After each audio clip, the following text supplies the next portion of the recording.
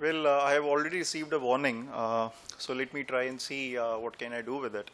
Maybe next time I have to request, to, maybe beg to allow me to come here and present. Let's see. Uh, Thank you, Dr. Majumdar, for giving me this chance to present here, and also thank you to my fellow panelists, Mr. Sodhi and Dr. Joshi. And also a big thanks to the audience for sitting here, and I will try to justify my presence here. I am Nitin Bassi. I work as program lead with CEW.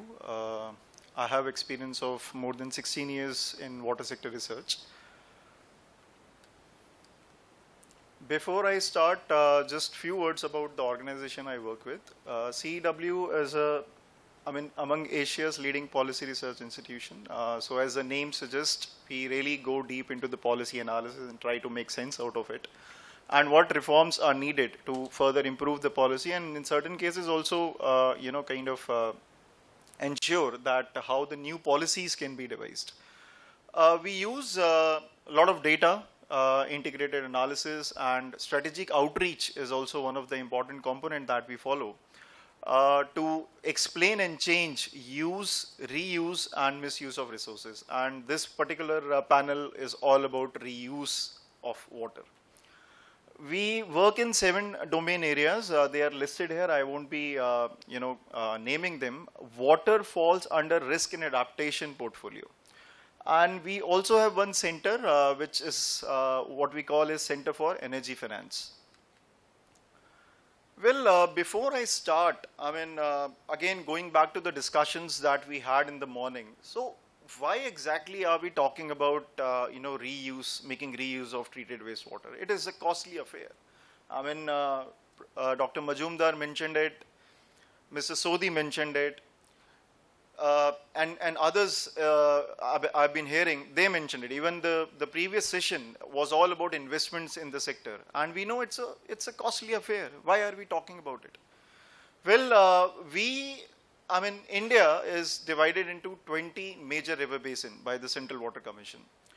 And if we look at the spread, so water availability is not kind of a consistent around. There is a huge variability. You have a lot of water in the northern region where you have Himalayas and glaciers contributing to those perennial rivers. But as you move down, as you move towards west, as you move towards south, the rivers, they start becoming seasonal. They are no longer perennial. And so the distribution is quite, variable. And if I look at, if I pick up just few major river basins and try to see the situation by 2025, in terms of per capita water availability per annum. So what you will see is that most of the river basin would already be water stress. Now, you must be hearing this terminology, water stress, water scarcity. I have used absolute water scarcity. What does it mean? So basically, water stress is a situation when a water availability goes down below 1,700 cubic meter per person per year. If it goes down below it, we say that the basin or a particular area is under water stress. If the water availability goes down below 1,000 cubic meter per person per year, we qualify it as a water scarce river basin. So what does it mean? The situation is not, as you see, very encouraging, in the near future. And we need to explore various other options in order to ensure that we are able to supply water, whether it's the urban areas for domestic uses, industrial uses, or the rural areas where we need water for domestic uses as well as a lot of water for irrigation. And this is where, specifically, Dr. Majumdar, again, he mentioned about the role of municipal wastewater, specifically referring to the urban wastewater. This is where reusing treated wastewater becomes very, very important. Well, I won't go into details of it, but National Water Policy 2012, it does talk a lot about, making reuse of treated wastewater by linking it with the efficiency, which Mr. Sodhi was mentioning, by linking it with the water demand management, by linking it with the pollution aspect, which Mr. Joshi covered, but though it was more in the plastics domain. And it also set up, or is also suggests that all the industries, especially in the water scarce areas, I mean, I have shown you what exactly water scarcity means in quantitative terms. So the industries in the water scarce area, they need to ensure that all the effluent which goes out is treated before it is emptied into any hydrological system.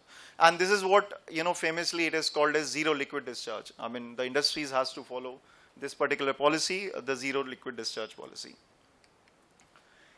Let me give you some numbers. So what exactly is happening in this urban setup? I mean, so on a daily basis, about 72,000 million liters per day of wastewater is generated. Now this is alone, this estimation is alone from the sewage, the domestic wastewater which is generated. It doesn't include the industrial wastewater. And it is only for the urban areas, statutory towns, what we call. Out of this, the capacity exists for about 44%. So even after, having so many programs, I mean, we have, a great national mission for Clean Ganga program, I mean, which is focusing on creating a lot of infrastructure in Ganga basin. We have one program which is, done by Ministry of Environment and Forest and Climate Change, which looks at infrastructure creation in 13 other river basin apart from Ganga. But even after all those, kind of infrastructure creation, we still have about 44% as a treatment capacity. And what exactly is the treatment? What we get is about 28%. So 28% of the wastewater generated from the urban areas is actually being treated as per the latest figure available with us. Now, so where do we go from here? I mean, at least we have this 28 or 30% of treated wastewater with us. So what is happening? I mean, what is happening with this treated wastewater? So you can see in this slide, even by 2016-17, around 11 states, they came out with a policy to reuse treated wastewater. And these policies, almost all the policies, there are two major things here. One is that they specify reuse of water for non-potable purposes. So that is one thing which we have to keep in mind, that even at the national scale or the state level, the idea is to make reuse of treated wastewater for non-potable purposes. And then they have mandated certain uses, and thermal power plants have been, they have been mandated to use treated wastewater if they are in the vicinity of 50 kilometers of any sewage treatment plant. So these are the major things which these policies talk about. And apart from this, we have Amrit 2 guidelines, which states that about 20% of the city water demand should be met by treated wastewater, and 40% of the entire state, 40% of the industrial water demand in the entire state should be met by the treated wastewater. And what exactly is the situation? Unfortunately, we do not have reliable estimates on how much of water is being reused. So you have to go to each of the municipality, you have to go to each of the metropolitan area, you have to visit each of the city to understand what actually happens. I will try to present situation in 3 of the metropolitan area. The first is Chennai. So even in 2016, Chennai already achieved 100% sewerage correction. I mean, this is what the claim is. And out of the total sewage which is treated, about 44% or 9%, I cannot see it from here, I think 49% is getting reused, and most of it is for industrial purposes.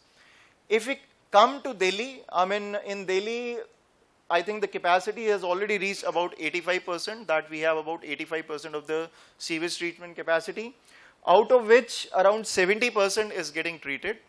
But the reuse is very low. I mean, only 20% of the sewage which is treated is actually being used.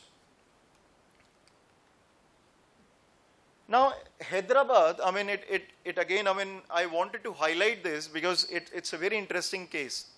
So, as you see, in comparison to, other 2 metropolitan areas, the sewage treatment capacity in Hyderabad is lower. But a lot of the treated wastewater is mixed with the untreated wastewater, and it is used downstream for irrigation. So a lot of irrigation happens with this, partially treated wastewater, and it has its kind of impacts. It has health impacts because farmers are using this partially treated wastewater for irrigation.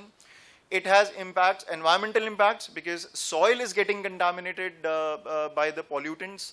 I mean, of course, it provides them free nitrogen and phosphorus, so they don't have to add fertilizers. But then it is also creating problem for the soil. And moreover, this particular wastewater from Hyderabad is released in a river called as Musi, which is a tributary of Krishna. If you happen to visit Hyderabad, I mean, you will find that this Musi is flowing year round. So where the water is coming from? It's not a perennial river. So where this water is coming from? It is all wastewater, which is being dumped in the river. It goes downstream and is used for irrigation. Now, so these are the, kind of a broader level problems or the challenges or the situation and the status that I explained. Now, what actually are the challenges? What is happening? I mean, even state have policies. We have a lot of treated wastewater, which ultimately has, found it is unable to find a user or a consumer, and it is again mixed with the the untreated wastewater, and it goes to any water body. It can be a river, it can be a lake, it can be a pond. Now, the first thing that we at our institute have realized is that there is no national level framework. Dr. Majumdar is here. He has been in many such committees, in fact, which were looking to set up use-based norms. But unfortunately, we do not have a specific national policy framework for treated wastewater reuse. What states have done, they have done on their own. It is not that they have been asked to do it. They have done on their own. So that is a very important thing, that we do not have any national framework. The other thing is that many treated wastewater projects are not cost effective. Again, I will go back to the previous session where we were having this very interesting discussion about, from where to get the finance, whether the projects are viable, what to do about it. And it is a truth. It is a true situation. We do not have, kind of such systems where we can ask private players to come, and drive benefit out of these projects. It is very difficult for them to do it unless there is a market created for the treated wastewater and there is a price attached to it. So, these projects are not cost effective for them. And the last is low demand for wastewater. When in Delhi, I get 20 kiloliters of water for free per month, why should I worry about getting reusing treated wastewater? I'm not interested. I get this 20 kiloliters of free, I'm happy, I don't have to pay, why should I worry about it? So these are some of the major constraints that we have analyzed or we have found that are actually causing a lot of issues when it comes to promoting reuse of treated wastewater. And this is the last slide. So what we suggest is, of course, the first pointer again has been discussed or deliberated in the previous session, and partially Dr. Majumdar touched upon it. We need to price fresh water. If you just do some data crunching, what you will see that in most of the urban setup, in most of the urban cities, metropolitan areas, even the cost of production of water is not recovered by the charges which are levied on the consumer. They are not. They are not. So unless and until we start pricing fresh water higher, we are not able to create any market for reuse of treated wastewater, even for non-potable purpose. This is just not going to happen. Only, some gardens which are owned by government, parks which are owned by government, maybe, some institution where they do backyard gardening and all those areas will be using this treated wastewater. Like in Luton's Delhi, you have a lot of those lawns where the treated wastewater is used. But that is not the intended purpose. That is not what we want this to be taken forward to. As I mentioned, some states, they do have this treated wastewater policy. But what we need is this national policy framework, which can guide them. Not only them, not only those which have already created those policies, but also other states, which would like to have the policy in place. but they do not have the guidance at present. So for that, it is very important that we already start deliberating on that how we go about and having a national framework for treated wastewater. Then I would say the wastewater treatment projects. I would be happy to have discussions with the colleague in the previous session. But, just one of the research that I did recently, so it is not about the cost effectiveness. We have to start talking about economic viability. And when I say economic viability, we are talking about the social and the environmental benefits of it. So what will be the social benefit? That we could, decrease the public health aspects. We can ensure that if, let's say, if a farmer downstream is making use of wastewater, we can ensure that at least he gets a treated wastewater. So the public health impact can be reduced. So this is one big social impact which can be generated. Similarly, if we are able to capture and treat all the wastewater, and even if it is not reused, and even just that we are, returning it back to a natural system or to a river system, so we are reducing the pollution level. So this is the environment benefit that we are creating. The soil, I mean, if the farmers are making use of a treated wastewater, at least we are doing less harm to the soil. So all these, indirect benefits, the indirect benefits have to be captured if we really want to see such projects coming up and, kind of justifying their presence in the economic viability of such projects. The last point is, I am of the opinion the learning never stops. There are many countries where the reuse is happening at a very much wider scale. I mean, of course, Singapore is a classic example, but we do have Israel, we do have Spain.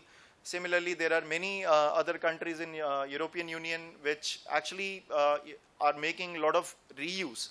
And their thought process is entirely different to, what we are thinking. They are relating it, why we need it, because there is a freshwater scarcity. We need to think about the marine or we need to think about the river biodiversity. So their thought process is entirely different than how we are thinking about it. So I think, there is always a case that, we can learn. It's not that we have to adopt it, but we can learn many things from what they are doing. And by this, I will end my presentation. Thank you so much, and I hope I have not disappointed the audience here. Thank you.